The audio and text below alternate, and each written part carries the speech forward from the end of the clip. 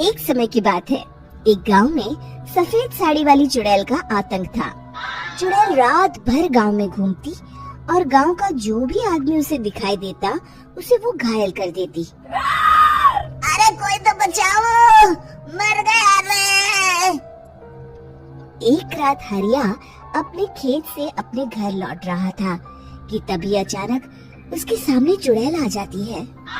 अरे बाप रे, ये चुड़ैल कहाँ से आ गई? आज तो मैं गया काम से।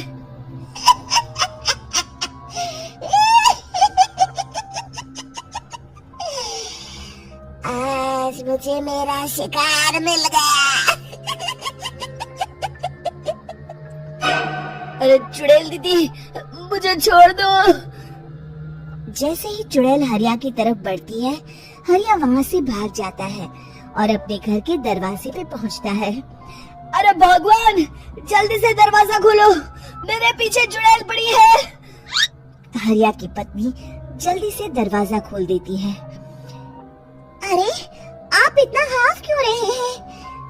अरे मेरे पीछे चुड़ैल पड़ी है, आज तो मैं बाल बाल बच गया। जल्दी से सभी दरवाजे और सभी खिड़कियों को बंद करके बत्ती बुझा दो।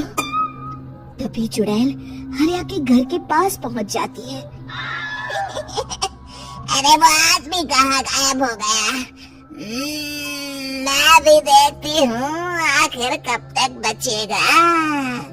मैं अपने शिकार को इतनी आसानी से नहीं छोड़ती। इतना कहकर चुड़ैल वहाँ से चली जाती है। वहीं दूसरी तरफ हरिया और उसकी पत्नी दोनों अपने घर की खिड़की से ये सब देख रहे होते हैं। अरे बाप रे, ये तो बड़ी डरावनी चुड़ैल थी। अगले दिन ये बात आग की तरह पूरे गांव में फैल जाती है और धीरे धीरे लोग चुड़ैल के डर के मारे शाम होते ही अपने घरों से बाहर निकलना बंद कर देते हैं। कुछ दिनों के बाद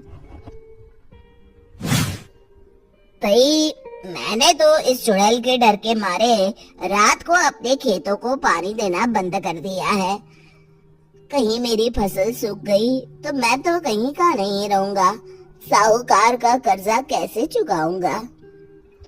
अरे भाई, पूरे गांव वालों का यही हाल है। पता नहीं ये चुड़ैल हमारे गांव में कहां से आ गई। फिर एक दिन गांव के पास वाली नदी के किनारे एक बहुत बड़े तांत्रिक के आने की बात कुछ गांव वालों को पता चलती है। वो लोग जाके ये बात गांव के मुखिया को बताते हैं। मुखिया जी, नदी के किनारे एक बहुत ही पहुंचे हुए तांत्रिक बाबा आए हैं। हमें उनसे मदद मांगनी चाहिए। मैंने सुना है वो बड़े बड़े भूतों और चुड़ैलों को अपने वश में कर लेते हैं। मुखिया जी सभी गांव वालों को लेकर उस तांत्रिक के पास पहुंच जाते हैं। ओम फट स्वाहा, ओम फट स्वाहा। तभी तांत्रिक अपनी बंद आंखों को खोलकर कहता है, क्या बात है? तुम सब लोग यहाँ क्यों आए हो? मुखिया जी उस तांत्रिक को सारी बात बता देते हैं। अच्छा, तो ये बात है। और तांत्रिक अपनी आंखों को बंद कर लेता है। मैं देख रहा हूँ तुम्हारे पूर्वजों ने बहुत पाप किए थे, जिससे ये गांव अब श्रापित हो चुका है। उसी के फल स्वरूप तुम्हारे गांव में चुड़ैल आई है। ये चुड़ैल बहुत खतरनाक है, ये किसी को नहीं छोड़ेगी। हे भगवान, मर गए रे, अब क्या होगा? तभी गांव के मुखिया जी कहते हैं, बाबा, इस चुड़ैल से हम सबको बचा लीजिए। कोई तो उपाय होगा। इसका सिर्फ एक ही उपाय है।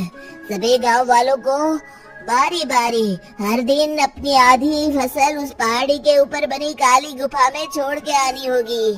तभी उस चुड़ैल की भूख मिटेगी और श्राप का प्रभाव खत्म हो जाएगा और तुम सब जिंदा बच जाओगे।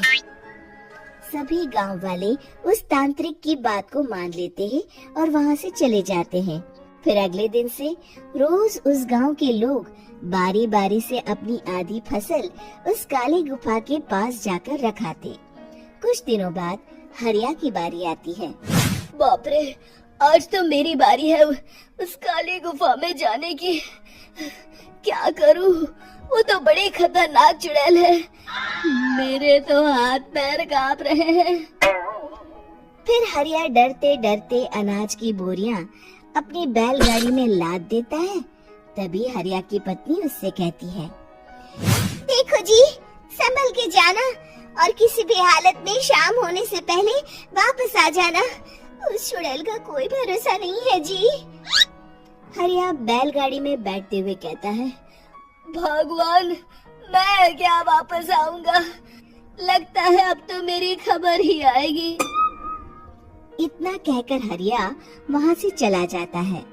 रास्ते में जंगल से गुजरते हुए हरिया की बैलगाड़ी का एक चक्का बड़े गड्ढे में फंस जाता है। हे भगवान, अब ये क्या मुसीबत है?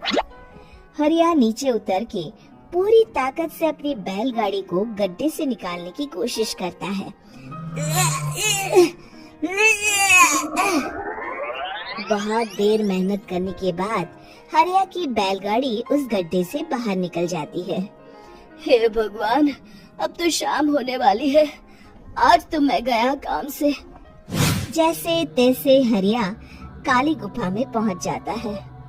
अरे मर गया रे, यहाँ तो चारों तरफ डरावना माहौल है। मैंने यहाँ आने में बहुत देर कर दी, कहीं चुड़ैल नाराज ना हो जाए। हरिया अनाज की बोरियां वहाँ रख के जैसे ही जाने लगता है, तभी उसे किसी के आने की आवाज सुनाई देती है। हरिया एक कोने में छुपकर अंदर देखने लगता है। चुड़ैल वहाँ आती है और फिर अपने चेहरे से नकली चुड़ैल का मुखौटा निकाल देती है। हरिया ये देख के हक्का बक्का रह जाता है। तभी चुड़ैल कहती है, भैया यहाँ आना, आज तो बहुत अनाज आया है। इसे मिलाकर अब हमारे पास ढेर सारा अनाज जमा हो गया है। कल ही हम इसे शहर में बेच आएंगे और माला माल हो जाएंगे। तभी अंदर से नदी के किनारे वाला तांत्रिक बाहर आता है। अरे, ये तो तांत्रिक बाबा है। हाँ, अब तो हम दोनों की जिंदगी मजे में कटेगी। गांव वालों को बेवकूफ बनाना इतना भी मुश्किल नहीं था। लोग तो तुम्हें सच में असली चुड़ैल समझते हैं। हाँ, तुमने सही कहा। अब ये गांव वाले चुड़ैल के डर से जिंदगी भर इस काली गुफा में अनाज पहुंचाते रहेंगे। अच्छा, तो ये बात है। ये दोनों पूरे गांव वालों को बेवकूफ बना रहे हैं। अभी जाकर सबको बताता हूँ। हरिया उन दोनों की पूरी बातें सुन लेता है और जल्दी से वापस गांव में आता है। गांव वालों को पूरी बात बता देता है। इससे पहले वो दोनों हमारा अनाज लेकर शहर जाए, हमें उन दोनों को पकड़ना होगा। उधर दूसरी तरफ नकली तांत्रिक और नकली चुड़ैल बनी औरत एक बड़ी गाड़ी में सारा अनाज लाद के वहाँ से निकलने की तैयारी कर रहे होते हैं। जल्दी करो, इससे पहले हमें कोई देख ले। हमें यहाँ से निकलना होगा। और तभी वो दोनों देखते हैं कि सामने से सभी गांव वाले अपने अपने हाथों में मशाल लेके आ रहे हैं। दोनों बुरी तरह डर जाते हैं। रुक जाओ, तुम दोनों का भांडा फूट चुका है। अरे मर गए रे, ये गांव वाले कहाँ से आ गए? तुमने क्या सोचा इतनी आसानी से यहाँ से निकल जाओगे? ये अनाज हमने अपने खून पसीने से दिन रात खेतों में मेहनत करके उगाया है। दोनों मुखिया जी के पैरों में गिर जाते हैं। हमें माफ कर दीजिए, हम दोनों एक नंबर के कामचोर हैं। बिना मेहनत किए पैसे कमाना चाहते थे। हाँ, अब हम आगे से मेहनत मजदूरी करके पैसे कमाएंगे। हमें कुछ मत करना, हमें छोड़ दीजिए। इतना कह के दोनों गांव छोड़ के भाग जाते हैं और सभी गांव वाले फिर से खुशी खुशी रहने लगते हैं।